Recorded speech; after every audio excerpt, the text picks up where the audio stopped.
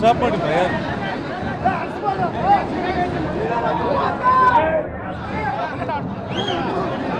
ಮೊದಲಿಂದ ಕೂಡ ಕಿರೀಟಿ ಚಿಕ್ಕ ಮಗು ಇದ್ದಾಗಲಿಂದ ಕೂಡ ಆ ಚಿತ್ರರಂಗದ ಬಗ್ಗೆ ಅಂದರೆ ಒಬ್ಬ ನಟನಾಗಬೇಕು ಮತ್ತು ಅವನಲ್ಲಿ ಕಳೆ ಮತ್ತು ನೃತ್ಯ ಮತ್ತು ಅವನು ರಕ್ತದಲ್ಲೇ ಕಣಕಣದಲ್ಲಿ ಕೂಡ ಮೈಗೂಡಿಸ್ಕೊಂಡೆ ಬೆಳೆದಿರುವಂಥದ್ದು. ಹಾಗಾಗಿ ಮೊದಲಿಂದ ಕೂಡ ವಿದ್ಯಾಭ್ಯಾಸ ಮಾಡ್ಕೊತ ಒಬ್ಬ ನಟನಾಗಬೇಕು ಅನ್ನೋ ಆಸೆ ಇತ್ತೇ ಆಗಲಿ, ಬೇರೆ ಯಾವುದೇ ಒಂದು ಯೋಚನೆ ಕೂಡ ಅವನಲ್ಲಿ ಇರಲಿಲ್ಲ. ಎಷ್ಟೇ ಒಂದು ರಾಜಕೀಯ ಒಂದು ನಮ್ಮ ಮನೆಯಲ್ಲಿ ನಡೀತಾ ಇದ್ದರೂ ಕೂಡ, ಎಷ್ಟೋ ದೊಡ್ಡ ಆರ್ಭಾಟಗಳು ನಡೀತಾ ಇದ್ದರೂ ಕೂಡ ಯಾವತ್ತೂ ಕೂಡ ತಲೆ ಕೆಡಿಸ್ಕೊಂಡವನಲ್ಲ.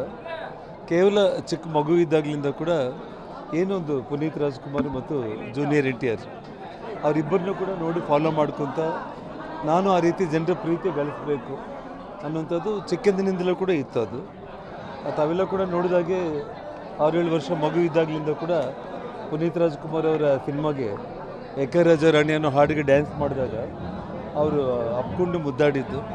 ಮತ್ತು ಈ ಚಿತ್ರಕ್ಕೆ ನಿರ್ದೇಶಕರು ರಾಧಾಕೃಷ್ಣ ಅವ್ರನ್ನೂ ಕೂಡ ಪುನೀತ್ ರಾಜ್ಕುಮಾರ್ ಅವರೇ ಪರಿಚಯ ಮಾಡಿಸ್ಕೊಟ್ಟಿದ್ರು.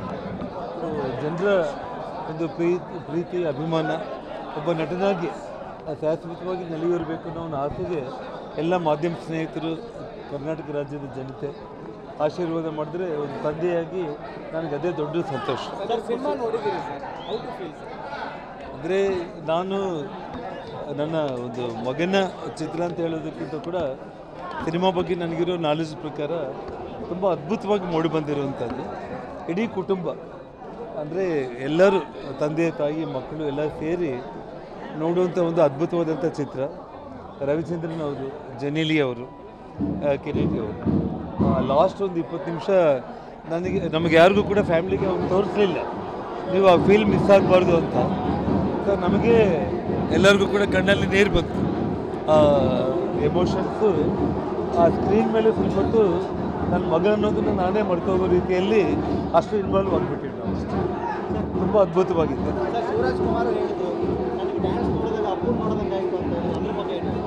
ನೋಡಿ, ಭಗವಂತ ಅಪ್ಪವ್ರನ್ನ ಹೋಲಿಸ್ಕೊಳ್ಳೋದಕ್ಕೆ ಯಾರಿಗೂ ಸಾಧ್ಯನೇ ಇಲ್ಲ.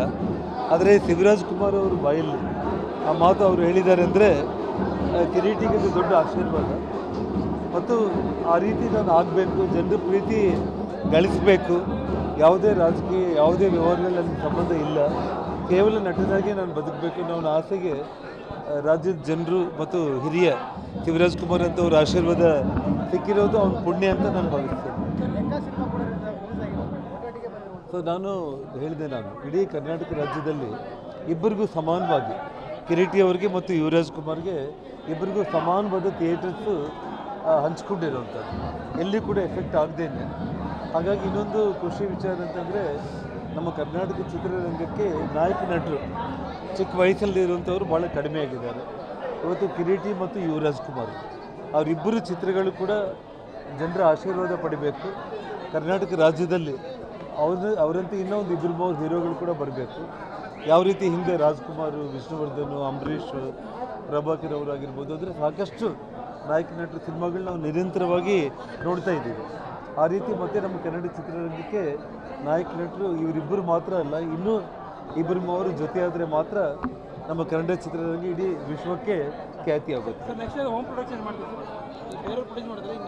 ನೋಡೋಣ, ಅದು ಇವಾಗಲೇ ಯೋಚನೆ ಮಾಡೋದಕ್ಕಿಂತ ಮುಂದೆ ನೋಡಿ.